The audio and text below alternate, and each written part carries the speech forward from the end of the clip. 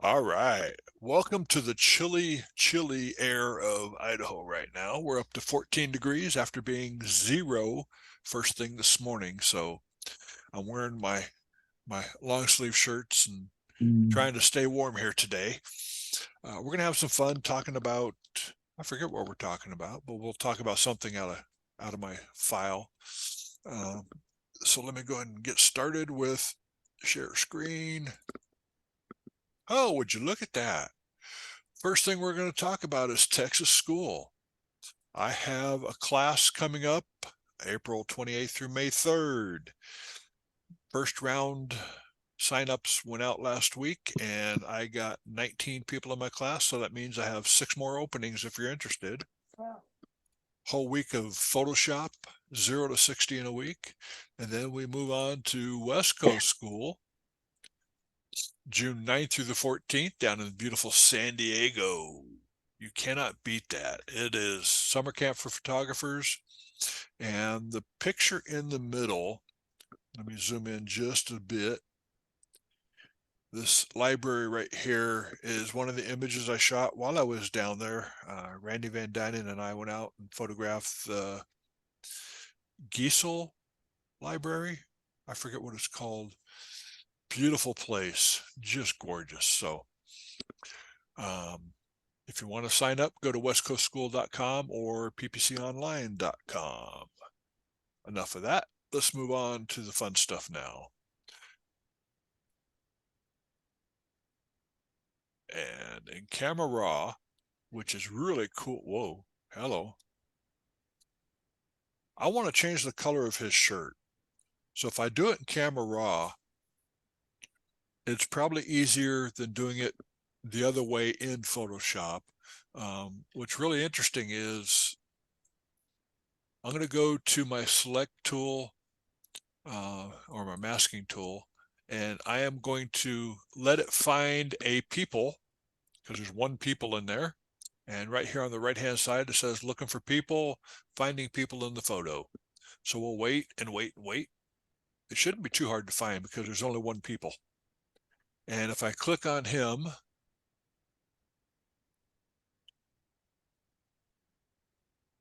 and that didn't do what I wanted it to, so let's go back, go to people, click on him. Instead of hit create, I'm going to let it pick all the different masks that are available. I can do facial skin, body skin, eyebrows, all that good stuff, all the way down to clothes.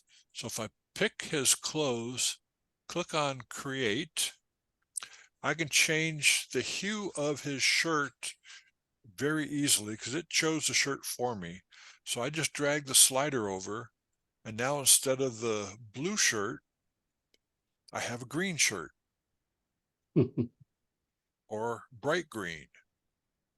Or we can go to kind of a rust colored or drag it the other way, go through a darker blue purple to, I don't know what you'd call that color. Cranberry, maybe? I don't know. And you can see how easy it is to change the colors. Well, let's say I didn't want to change the color. So I'll hit Command or Control Z to undo. And we'll just go and open him up in Photoshop.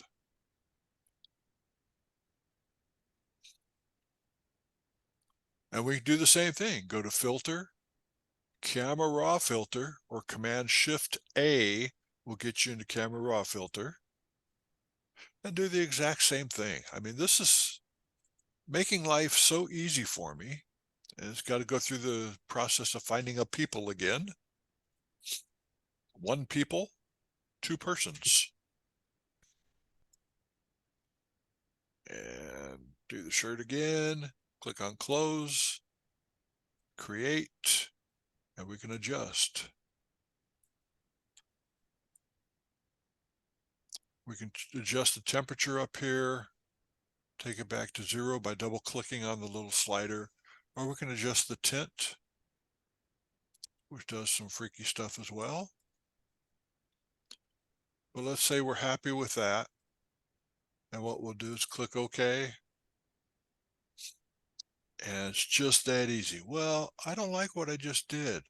Okay, let's go backwards. Command Z. I'm going to make a duplicate of the layer. So Command J to duplicate that. Go up to Filter, Convert for Smart Filters, or go to the drop down on the Layers panel, come down to Convert to Smart Object, or you can also right click on it and do the same thing. So let's make it a Smart Object or a Smart Filter. We'll go to the Camera Raw filter if everything works right. Do the same thing again.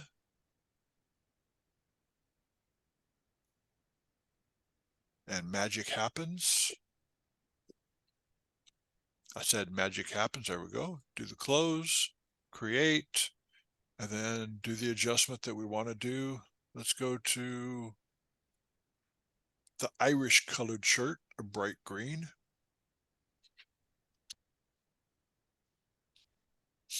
And then I'm going to go in here. I'm going to fix this studio light that's in his face. So I'm going to go to the lasso tool and just kind of circle that around. And down at the bottom, I have generative fill. Click OK, generate, and it's going to generate without saying a word and fix his eyeball for me, I hope.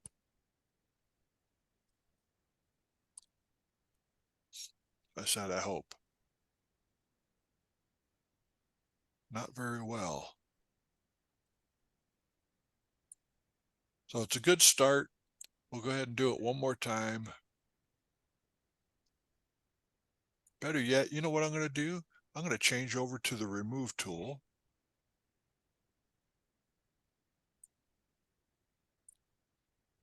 And it says I can't play. The reason why I can't play is I have a blank layer up above him. So let's go ahead and go back to this layer. And it still won't let me play. I don't know why it won't let me play there. I used to have Oh, to, it's a smart object is why it won't let me. So let's go ahead and make a blank layer above him. Now I can play because I have on my menu at the top, it says sample all layers. So we'll just run the remove tool and it will say everything is perfect. So when things happen and I said everything is perfect, you're supposed to be perfect there. Michael, you still have the mask active on top of the generative fill mask. Okay, let me see what happens. Hit escape. Turn off that layer. Interesting what it's doing. Different things are selected there.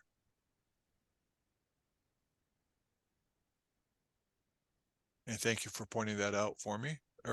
You know what? Forget the generative fill. Remove tool. Yeah, Perfect. it works better. It depends on what you're doing. Sometimes generative fill is fantastic. Sometimes it's the remove tool that makes it look good. I have a question. I have an answer. Okay, well, when Maybe. you do the generative fill, you get 3 examples and you stayed on the middle one. When you regenerate it, does it use that as a basis or does it just do a whole bunch of new ones? You know, I don't know the answer to that. There's some filters where you stay on it and it uses that one as a base to start with. So I don't know if it does that or not. I haven't heard anything definitive on that one. And do you, when you do your creation, do you get rid of the ones you don't like or do you leave them there? It depends. If I flatten it, I don't worry about getting rid of them. If I don't flatten it, I will get rid of them because it takes up space. Yeah, takes that's up what memory. that's what I heard. Yeah. Yeah. So a lot of times I'll just flatten it down, depending on what I'm doing. I'll just flatten it down and move on, or I'm not worried about saving it. If I'm worried about saving it, then yeah, get rid of the other ones. Thank you. Yep. Okay. Michael, if you had done the generative fill and told it remove the reflection in the glasses, would it have done a better job? Good question. Because that's how I've done it, and it's worked really amazingly well, Really? Oh, including replacing the eyeball that was completely blocked by the reflection. Yeah, I've had it fix the eyeball. Remove tools also fix the eyeball too. So Okay. But I told it specifically remove the reflection. the glass glare. Yeah, Okay. glass glare, yeah. In that case, remind me after I do the next step, and then we'll go back and try that, see what happens. Okay. The reason why I went to the smart filter is we changed the color of our ad from green. Now we have to go back to a purple color. So how do we do that? If we didn't have a smart filter, we'd be stuck. We'd have to go start all over again. But I did a smart filter because I'm smart. And we'll go back to our person again.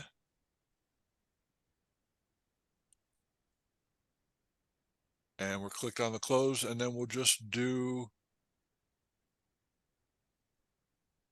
that's the purple that they like. I'm going to bring the brightness up just a little bit so he stands out. Click OK. Everything works.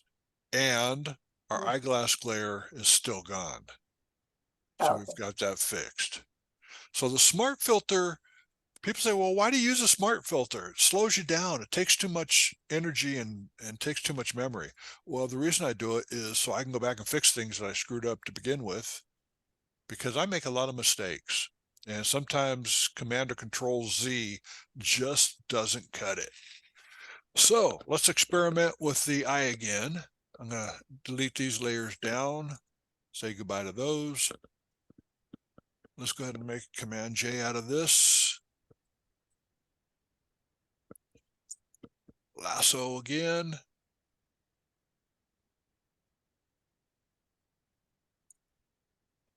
And I didn't do a great job, but a good enough job for now. Generative fill. And it's remove eyeglass. What do we want to call it? Glare Glare. or reflection. Let's try, we'll put them both in there. It's got to listen to us, right? Maybe. It has to listen to us.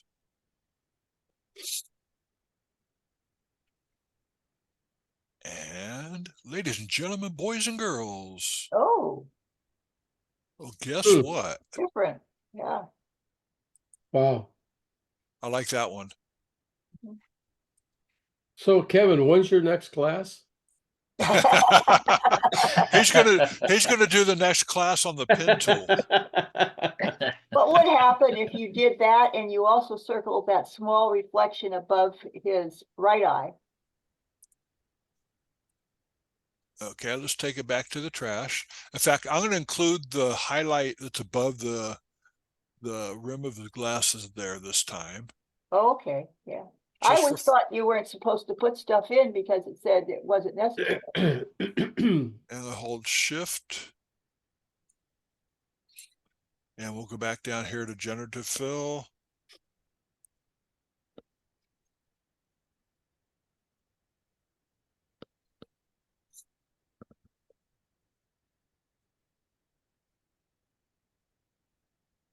You know, most of the time you don't have to hit anything. It's going to fill it in for you, but sometimes it wants a little direction on what you want it to do.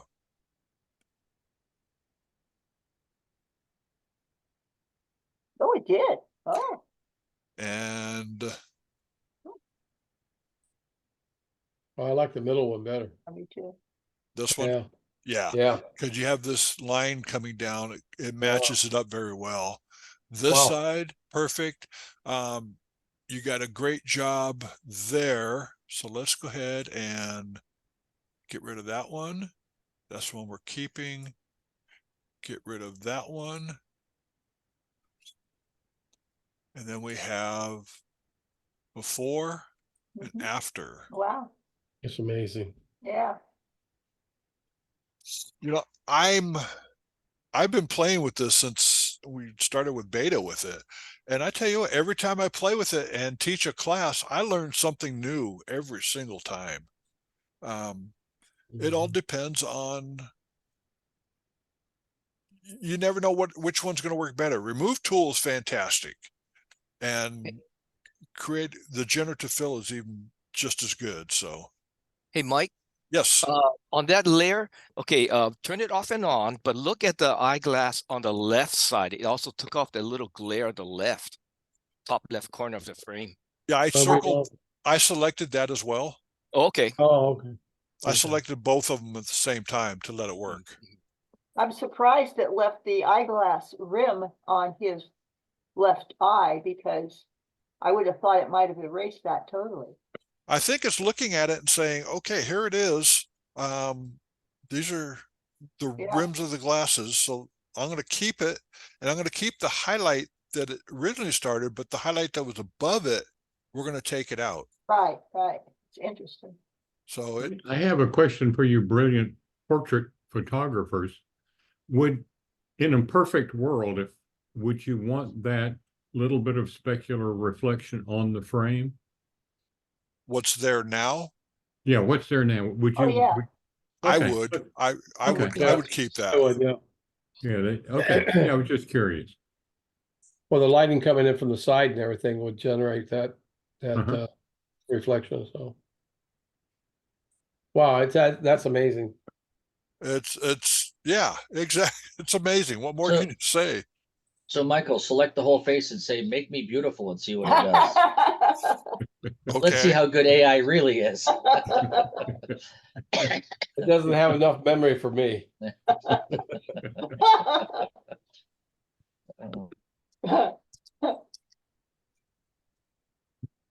What are you putting in?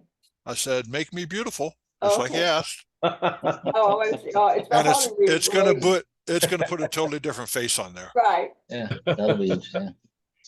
That's- Hey, baby. Woo! Yeah, cover that face up with the mask, and yep, he's beautiful. Oh, that's great. It's good for a laugh anyway. Oh, I tell you what, there's times when you're going, oh, let me do this one real quick. Bridge. But what's interesting is we're doing that, and I saw something Facebook the other day. They're talking about, is photography dead because of AI? And all the computer geeks are saying, "Oh yeah, it's going to be gone." And then you see stuff like that, and it's like, no, it's not. It will down the road. What's really funny, I gave a talk just recently, and one of the examples I was showing, there's an example for generative fill, and it's got the Mona Lisa, and it says, I'll show you how you get extra stuff. And on the bottom, it has her sitting with her legs showing, like with her legs, bare legs under her. And it was Okay. hilarious. Here's one where I want to get rid of the tan lines. So I selected her. And I'm going to say fix tan lines, period. Hit generate. And here we go. I did this earlier. You don't have to isolate just your arms from her body. You probably could, but I was hoping generative fill would be able to differentiate. Oh.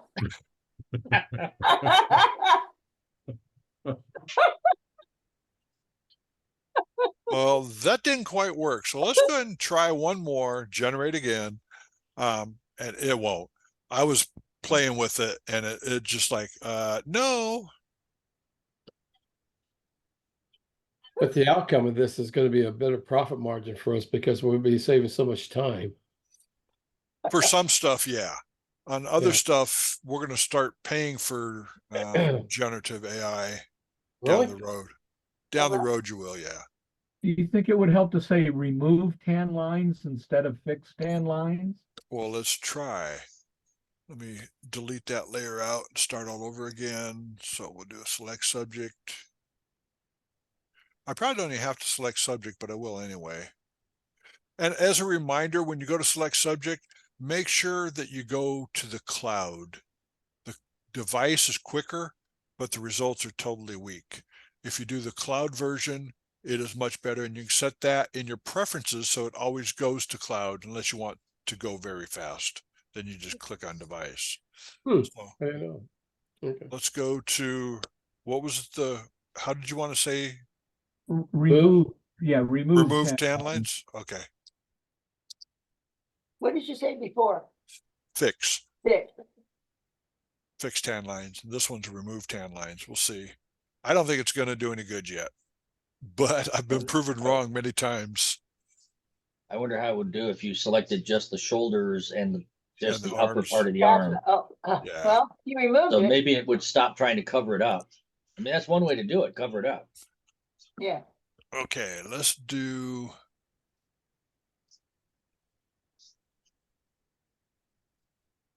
Oh, no, that's it. That's gonna be interesting. Give me one. Let's try for the other one as well. And what I'm doing is the object selection tool. I held the shift key down and it didn't work. So let's just do one arm at a time then. So I'll take lasso, hold the option key and say no. And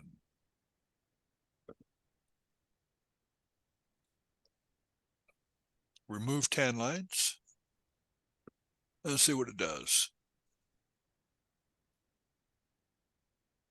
Puts one sleeve on. Yeah, that's what I was thinking it would do. Cape. And did absolutely nothing there. Oh. Oh. So that's close. Uh-huh. That's close. Okay. So we'll keep that one, get rid of that, get rid of that. In fact, let's go ahead and flatten it. So Command E should now flat. And we'll go to the object selection tool. I mean, that's pretty much, that would be acceptable. I mean, if you were given to a client, I mean, we clean it up a little bit, but that's pretty close. There's a better technique for doing it though.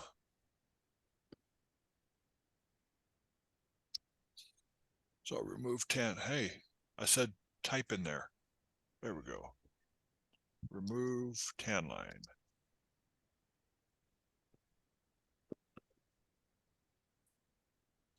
That is almost acceptable, yeah.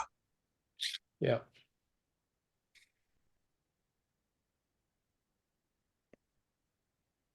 Oh, Yeah, I mean, oh, But it's giving her a little bit of a huh. funky arm. That one, you can see right in this area here, it's making her arm a little bit puffy. yeah. That's where liquefy comes in. Well, her That's arm true. was, but you didn't take that part of it, did she? Did you? Oh, I see. It's narrowing the upper part of the arm, Yeah. slimming her down a Yeah. little bit. Interesting. So let's try. Half the time this works for me, half the time I struggle with it. So let's see what happens. Let me go back to history to open. Oh, they did it on that one too. When you did it, open it, got it fatter. Yeah, it made her arm a little skinnier there. So let's go ahead and we're going to go to the color sampler tool. So it's under the eyedropper. We have color sampler. Mhm. Area 1 is the area that we like. So we'll click there. That's the color that I want. Area 2 is where we're going to fix. This is where it gets a little complicated. So what we're going to do is we're going to add a curves adjustment layer and make sure the little finger here is selected. It says click and drag in image to modify the curve. So I'm going to click on that and then Command or Control Shift and click on the area you need to fix. So Command or Control Shift, and we're going to click on number 2. And hopefully this is going to make it work. So we will go to the RGBs here. we'll go to red. And the original output is 187. And when you come up to the output that we have now is 214. So I'm going to change the 214 to 187. And that's fixing it. That looks a whole lot better, right? Somebody got my joke. Thank you. Okay, I'm going to go to the green channel. The green channel was 137. Up here it's 185. So let's go to 137. And we're getting there. What was that, Sandra? I said even better. Even better. And then we go to the blue. The blue was 149. This is 166. 149. And that should, interesting. The red's 149, not blue. Oh, you're right. 95. Thank you. Somebody's got to pay attention to what this guy's doing here. He's crazy. And you can see that it's fixed it. It's perfect, right? No problem. Let's fix it all the way now. I'm going to click on my layer mask, and I'm going to change it from white to black. A couple of ways to do that. I can fill it with black by hitting Option or Alt, backspace or delete, and that will fill it with the black. Or it's white right now, so I just hit Command or Control I, and it fills it with black. Hey, magic! Oh wait, that didn't fix it, did it? At this point, I'm going to go to my brush tool, B for brush. I am going to paint with white, so I'm going to exchange the colors over here on the left just by hitting X from black to white. I'm going to take my opacity down to about 40%. Having experimented with this, I think 40 is probably a good number to play with. And a soft round brush. That looks like a hard edge brush, so let's take the hardness down to 0. And I want to make sure, try not to get it on the clothes and on the hair if you can help it. A little bit smaller brush at 40%, and we'll paint in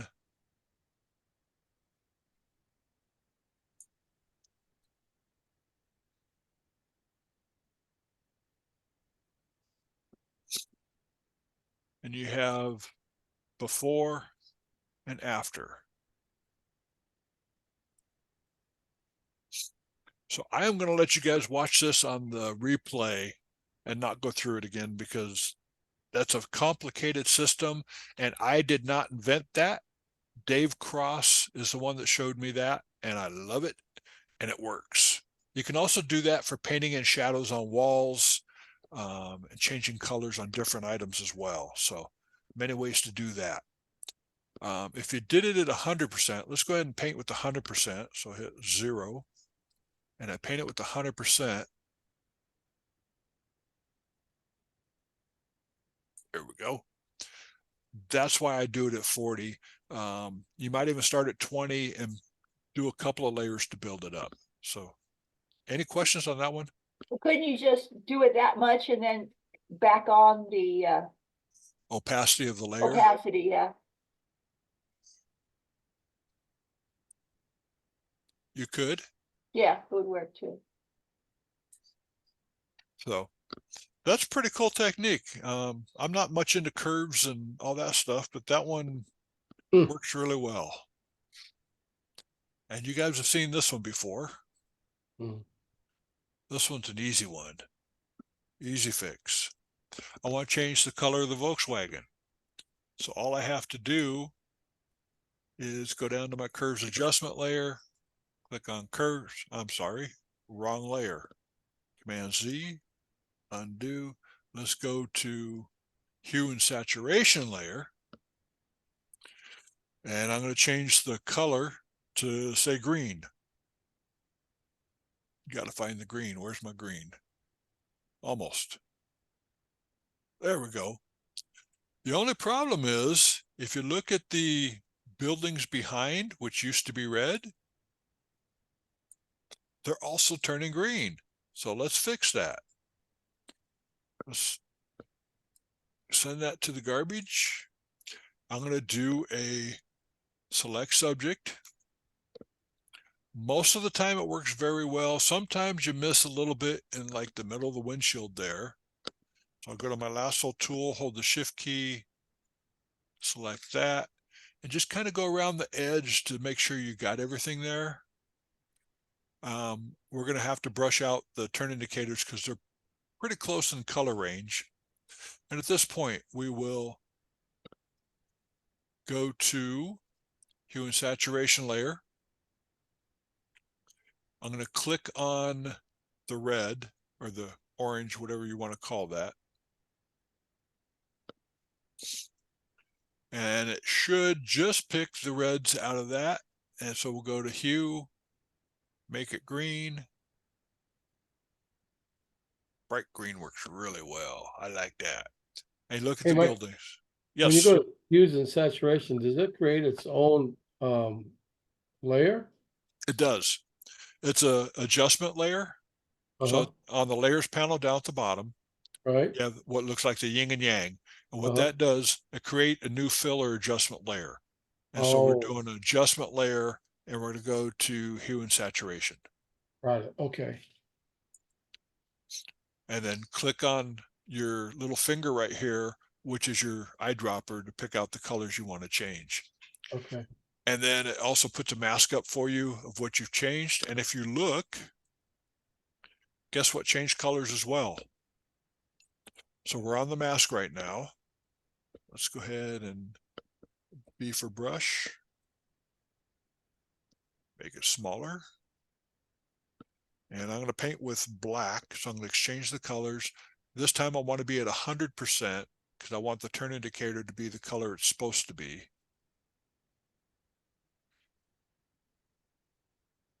Now you don't have to select it, you can just go around it and, No, I can just paint within it. And if I overspray like I did up here at the top, make my brush a little smaller, go back to white, and then paint out whatever the overspray is there. And we'll go over to the other side. Hmm. And we'll do the same thing. X, so we'll go back to black. And I'm painting with my mouse, not my Wacom tablet, so my accuracy level is not as good. So if you have blueberries or something you want to make a different color, that would be how you make blueberries, orange berries. So just that easy. And you'll see that the buildings remain the same color before and after. that's gonna save me a lot of Is time. that too simple or what? So anybody have any questions of what we covered today? Cool beans. Any questions? Cool. Comments, concerns, complaints? So it didn't select the tires and the windows because they weren't red. The color Correct. selected. When I go back to share screen, bing. When I brought up my hue and saturation layer, I clicked on the finger right here, Mhm. and I selected the color that I wanted to change. So Yeah. if let's go ahead and bring up a new hue and saturation layer, see what happens. Now I want to change, say, the bricks. So I come over, click on my finger, sample the color that I want to pick on, and it on the properties panel here, you can see there's 4 little slices. I can take out more yellows and get rid of more blues and purples, so it's more just the reds, and then do my hue and saturation.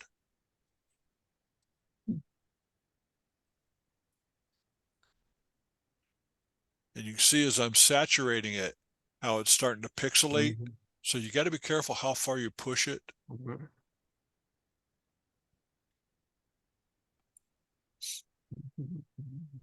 I put that under a black light and life is good. Back to the 70s we go. Again, that's in the color range of the reds of the brick. So I'll go to B for brush. I'll do it really quick. And the other one's the same way. I won't bother with that one.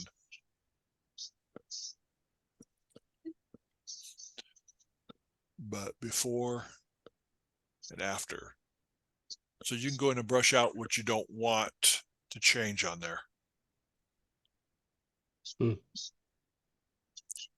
Easy peasy, soft and squeezy.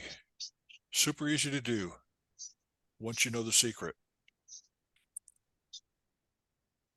Any other questions, comments, concerns? Mhm. Okay, let me turn off the recording.